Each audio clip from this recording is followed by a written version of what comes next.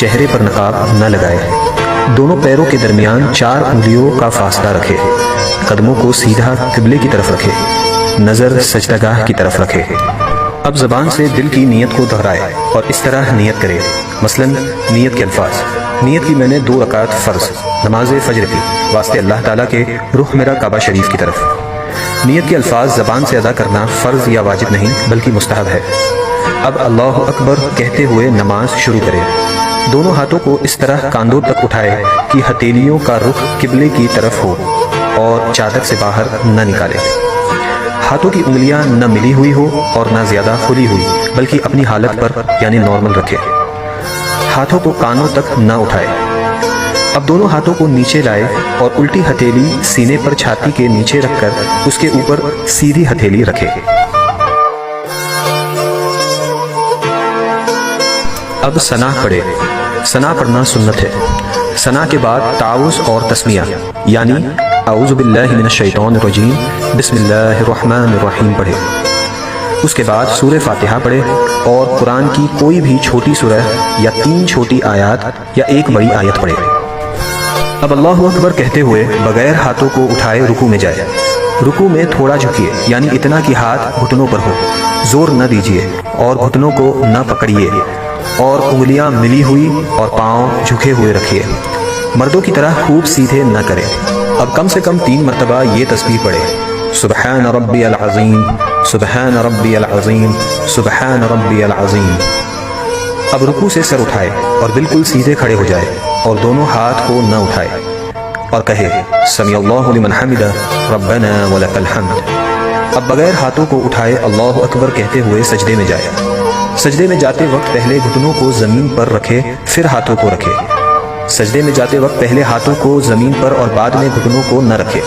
ہاتھوں کے بعد پہلے ناک پھر پیشانی کو زمین سے لگائے۔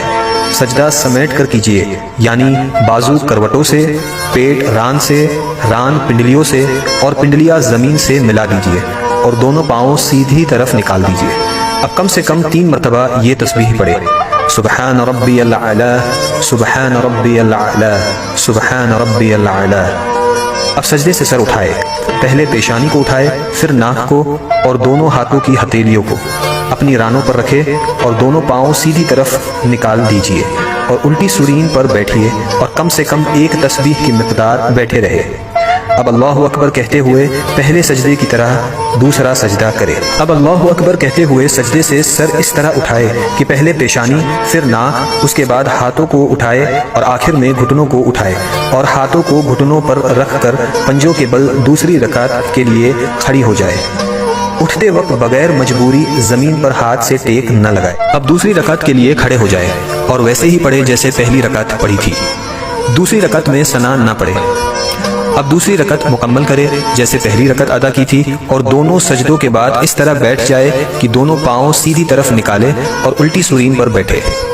دوسری رکعت میں بیٹھنے کو قعدہ کہتے ہیں۔ جب قعدہ میں بیٹھے تو دونوں ہاتھوں کے پنجوں کو ران پر رکھے۔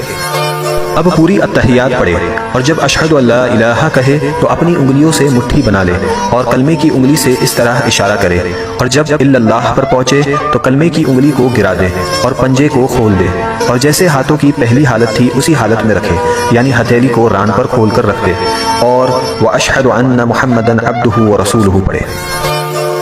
شہادت یعنی کلمے کی انگلی کو اس طرح اوپر نیچے نہ کرے اور نہ اس طرح گول گول گھمائے۔ انگلی کو حرکت دینا یا ہلاتے رہنا سنت نہیں۔